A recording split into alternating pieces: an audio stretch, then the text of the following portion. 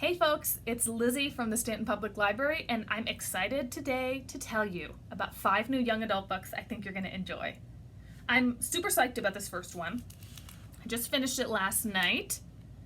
It's None Shall Sleep by Ellie Marney. Don't know if you can tell from the cover, but this is a horror novel. I love horror for teens, and this one is a great one. So the story takes place in the early 1980s. The main character is a girl named Emma. She has survived a kidnapping by a serial killer. She was the only survivor, and she is now studying psychology as a freshman in college. She is then recruited by the FBI to help conduct jailhouse interviews of juvenile offenders. And she and her partner, a boy named Travis, who's I think 19 or 20, end up getting caught up in the hunt for a serial killer.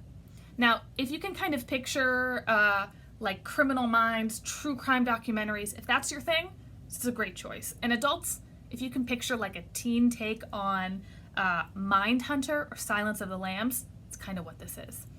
Even though the story sometimes feels a little unbelievable that they would have these young people helping them in the FBI, everything within the story is perfectly done. I loved the characters. I thought it was scary, it's gruesome, it's dark, it's really emotional, and the main characters are lovely. And the most exciting part is that even though the author is from Australia, our little town of Stanton, Virginia gets a shout out in this book. The first victim of the serial killer they're trying to catch is from Stanton, Virginia. Maybe I shouldn't be so excited about that, but I am. It made my day. So if you want a very scary, grim, psychologically twisty horror novel, definitely check out None Shall Sleep. Next up, we have the graphic novel The Magic Fish, written and illustrated by Trung Gwen. At its heart, this is a pretty simple story about family and love, and it tackles themes of acceptance and communication, and how stories change over time, like fairy tales. But it's got a lot of different kind of stories floating around at once. There's the story of this boy, 13-year-old Tien, who's growing up a regular kid in the 1990s in the Midwest and is trying to figure out how to come out to his parents. You get the story of Tien's mother, who immigrated from Vietnam to the United States and is having a lot of trouble communicating and learning English. And then you get these fairy tale narratives kind of floating around in between Tien and his mother's stories. So you're going to hear different versions of Cinderella and The Little Mermaid that you've never heard before. You can kind of see, I'll show you on the paneling, all these different stories are different colors, and they kind of go back and forth. So sometimes you'll see this in a fairy tale story. The costuming that's illustrated was one of my favorite parts. You get this really great mixture of whether it's Victorian inspired or Asian inspired costuming, and even kind of an anime look sometimes. And you get that mixed with the real life stories of Tien and his mother. This is a really heartfelt, lovely story. If you like graphic novels at all, especially realistic ones, definitely check out The Magic Fish.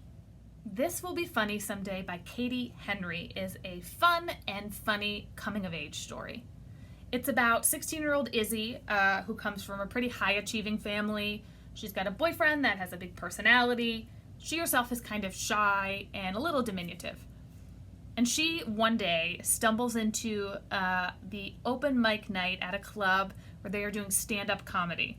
And she does a set, and she loves it. She loves all the other people that are there. She meets all these kind of bold and confident college kids, and she tells them that she is a college student as well. So as she's introduced to the nightlife and the open mic night scene, she has to pretend that she's in college while also pretending that everything is fine at home and that she's not sneaking out at night to go do stand-up comedy. I think Katie Henry's books are great because she has funny female protagonists, which you don't always see. And I also think this is like power to the introverts a little bit. You know, you can be shy and also love being on stage. So if you want something fun and realistic, it's a little bit original too, check out Katie Henry's books and her new book, This Will Be Funny Someday.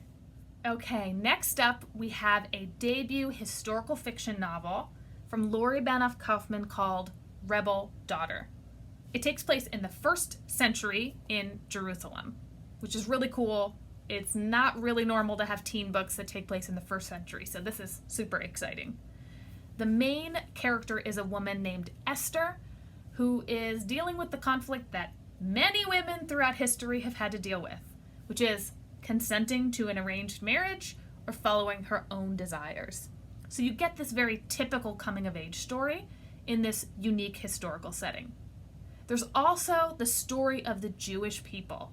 You're gonna get political intrigue. There's the rebels and the Romans in Jerusalem at the time. And I know the author based a lot of this story on real events and people that she researched. So if you want a different kind of historical story that has romance and intrigue, try Rebel Daughter.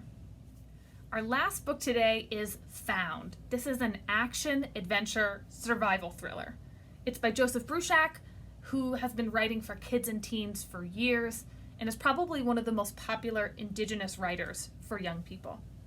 This book is about a boy named Nick, who's a citizen of the Abenaki Nation, just like Joseph Bruchac.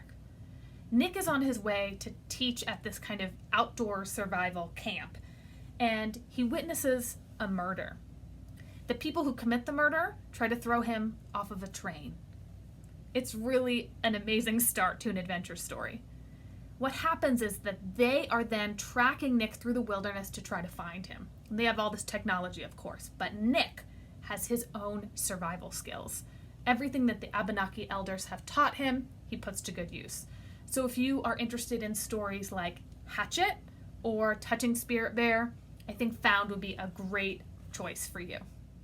Friends, it was great to see you. Thank you for joining me. I hope you have a great weekend, and join me again in 2 weeks where we'll talk about some more new young adult books. Bye, guys.